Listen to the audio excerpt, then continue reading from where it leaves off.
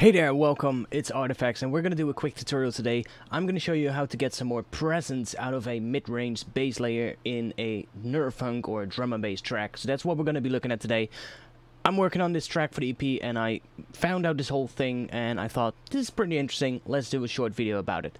Now, before we're going to get into that, if you want to get one of the Basic Waves t-shirts, then go to basicwaves.com, link is in the description, and if you buy one of these t-shirts, use the code ARTFX10 to get a 10% discount, and with that, you will also help supporting this channel. So, if you want to check them out, that would be great.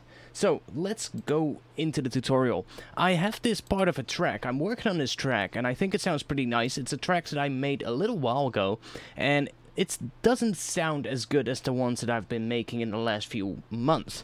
So, I figured I needed to put a little bit more work on this one to make it work for the EP, and yeah, let's just take a listen to what we have. So we're gonna be listening to just the drums, the bass, and the synths here, and we're gonna play these first 4 bars. So there we go.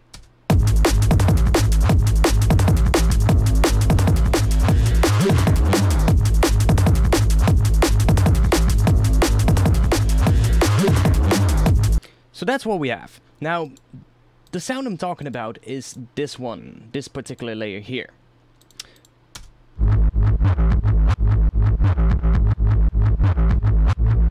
That's the main bass. Now, there's one thing I can hear with this bass, and that there is some weird high frequency in it that we have to remove, and I think it lacks a little bit more presence on the upper frequencies. Now, the reason we gotta remove that high frequency, and I'm not sure if you can hear it that well, but if you listen on headphones, you can clearly hear it. The reason we will have to remove that is because if we're gonna try and bring out the presence, try and bring out the high end, it's actually gonna bring that frequency up a lot, and we don't want that. So I can actually show you, if we put on a, let's find a good spectrum analyzer. Let's take a Voxengo Span Plus. Let's put it on this track right here. So if I play this now, we should be able to see a pretty clear high frequency somewhere here in the upper frequencies, around 10,000 Hertz.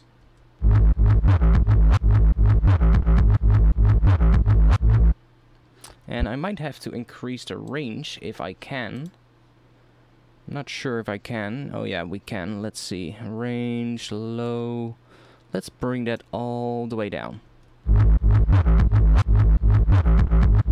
See that stuff right here? See that boost right there and that peak right here? Those are the two I'm talking about. Those are the high frequencies that I don't like. So we're gonna try and get rid of that. Now, I already did the work. I'm just gonna run you through it.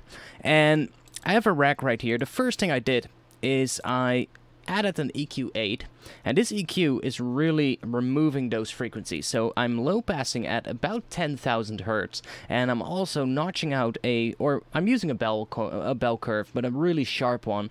I'm really just taking out that frequency right there. So I'm gonna turn those off, and I'm gonna play this. Now this is without, and this is with the low pass. So you can hear it doesn't really do too much of a difference. So everything above 10K wasn't really needed because it's not really doing much to the sound actually. We're low passing quite a bit, but it's not doing that much. It's not changing the sound a lot. So that's good. Now I also added the other one, and that's to get rid of some of that really high, weird frequency that is in this particular bass file. You can still hear it. Especially if I high pass this one at about here.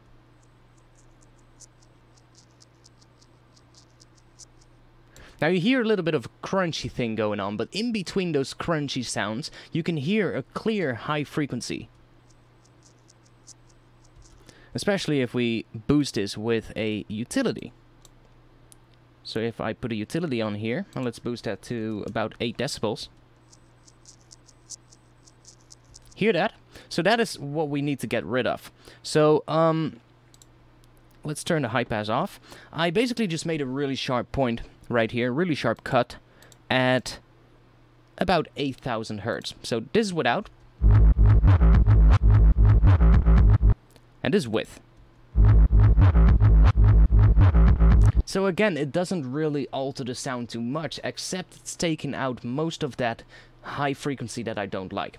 So that's the first thing that I did, and that's just to make sure that what we're gonna do afterwards is gonna sound as clean as possible, because if I would not do this step, what we're gonna do now is actually going to affect that high frequency a lot, and it's going to bring that high frequency even more up front than it already was. So we've now removed everything we don't need, and now we can start enhancing the high end and try and bring out that presence in the bass. So I decided to add an erosion effect. Now what erosion does, it's an effect that adds noise to your sound. So I actually have this one linked to an envelope follower, but I'm just gonna take a new erosion here, and I'm just gonna click right here on the noise, because I want to add some noise. I'm gonna make it a little bit wider, and then if I bring this amount up,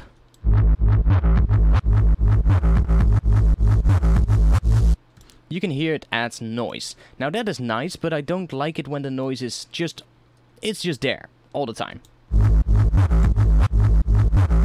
I think it sounds a bit static. I don't really like the sound of that. We could automate the amount, but that's quite a bit of work, and there's a way easier way to do that. So let's go back into the rack. Here we have my erosion. So those are my settings, about 6.5 kilohertz, a width of about 1, and the amount is actually connected to this envelope follower.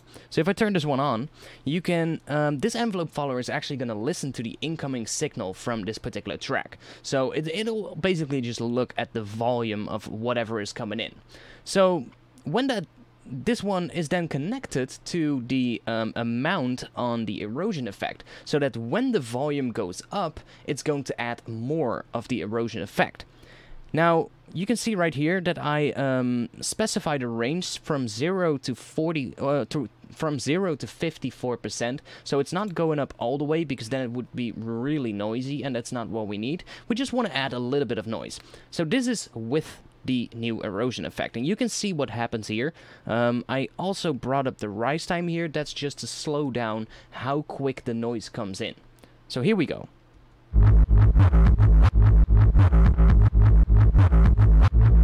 So you can see it just adds some noise. If we go back and turn the erosion off,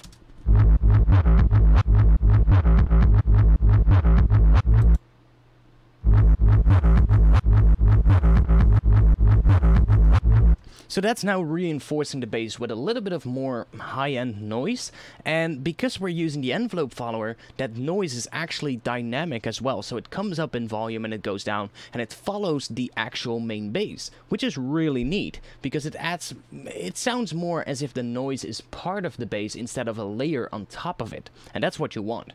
So then I decided to add a amp device. This one is set to the blues mode. I played around with the gain first to basically bring the gain down, because otherwise it's going to distort a lot.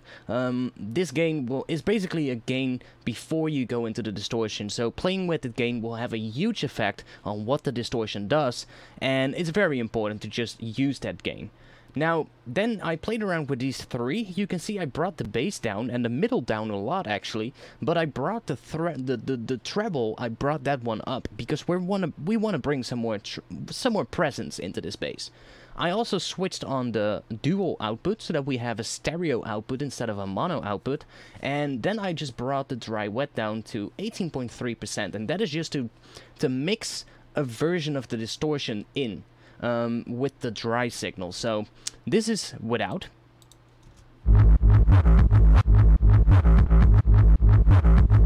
And this with.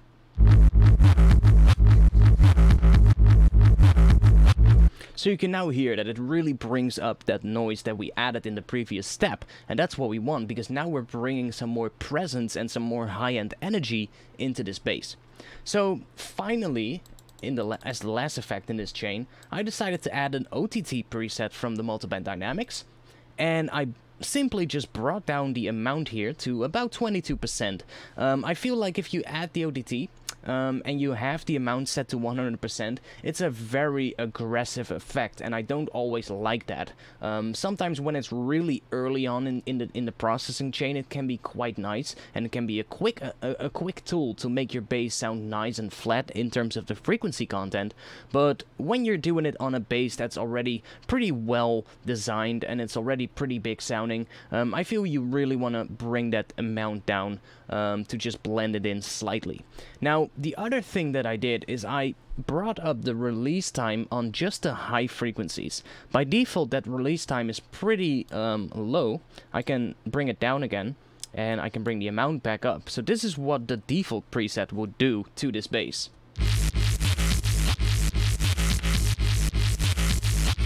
So you can hear that it starts sounding pretty shit, to be honest.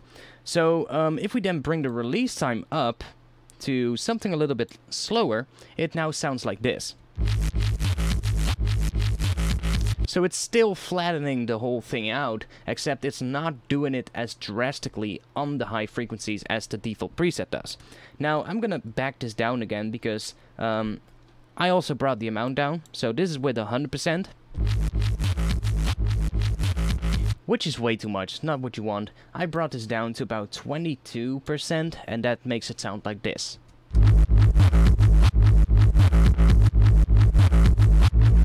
So that's pretty much it.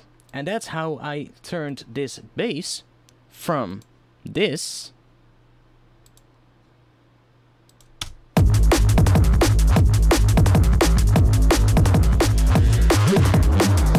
into this.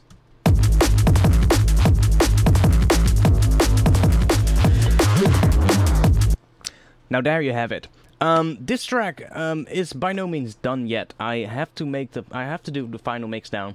That's what I'm working on right now. I might actually change some of these settings that I just showed you when I, you know, start finishing the mix. But this is just a general idea of how you would like to bring the presence in the bass out of the bass sound that you already have. I kind of exaggerated it a little bit just for demonstration purposes, so I'm probably gonna back these values down a little bit more so that it's not as drastic as it is right now. But other than that, I think I'm on the right path with this particular track for the EP. I'm also pretty happy to say that I have about 6 to 7 tracks done right now. I just have to make a selection which tracks will make it on the EP. I'm gonna make a selection of 4 to 5 tracks, and I'm gonna do the final mix down for those 4 to 5 tracks, and that is gonna be the EP. So it's actually coming together pretty quickly now. It's all going pretty well. A couple of months ago I had like no tracks finished, so I worked quite a lot in the past few months, and yeah, I hope you guys are gonna like this upcoming EP. It's been a long time since I released some music, so we've been long overdue for some new work. And well, I'm gonna say that I think this is my best work so far. Probably a lot of people say that about their upcoming release, but yeah, I can safely say that this is my best release so far when it's gonna be there. So I hope you guys are at least a little bit stoked for it, and yeah, let me know in the comments what you want to see next, because I'm trying to find some new ideas, some new things to do videos about. Let me know what you would like to see, and I'll get to it. So that's it for this video. I hope you learned something, and I'll see you back Friday 8 PM Central European time for another live stream.